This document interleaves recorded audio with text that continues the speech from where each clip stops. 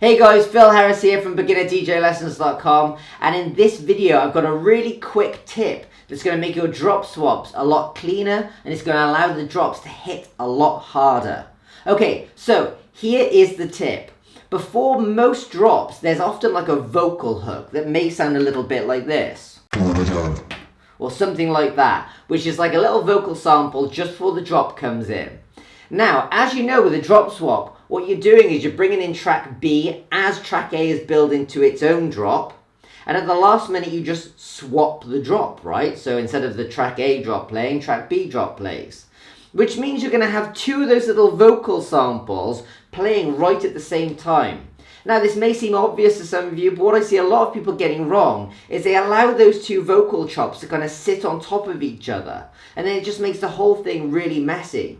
So you want to make sure that you choose one or the other vocal sample and literally cut the volume from whichever one you want to be playing or whichever one you don't want to be playing, and then bring it back in. I did this in my last DJ set, and I thought I wanted to make a quick tutorial just to teach you this. So in the last DJ set I did exactly this with two songs. One called Friends by King Arthur and Big Pineapple, and the drop that I was going to swap in was No Strings Attached by SWACQ, okay? Now, the Friends one had a little vocal sample before the drop that sounds a little bit like this. Okay, hear it again.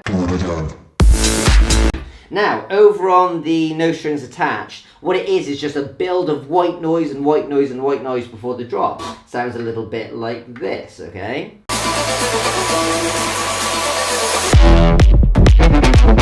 Now, you've got these two sections. If you have a look here on the screen, you'll see here are the two drops, here and here, and this is a little vocal sample, and here's the white noise. Now, if they both played at the same time, it sounds really messy, like this.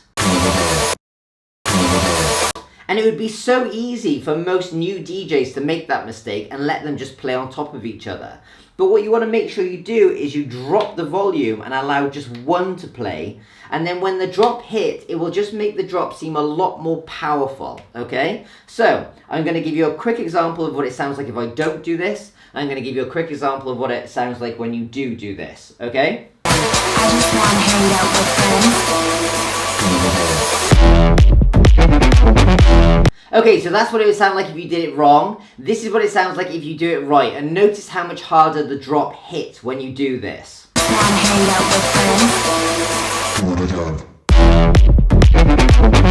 Now, even though this is a really simple tip for you guys to implement into your DJ sets, it's lots of little things like this that'll make your DJ set sound a lot more professional when they're all added up. So guys, I'm just going to give you one last quick example with two separate songs of it being done badly and it being done well. Let's do it.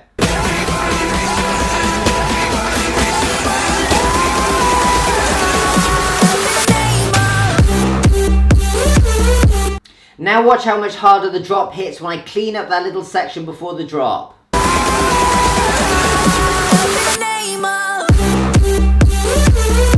Or alternatively guys, I can use a little glitchy drum sample before the drop of track A and then just swap it for the actual drop of track B. Have a listen.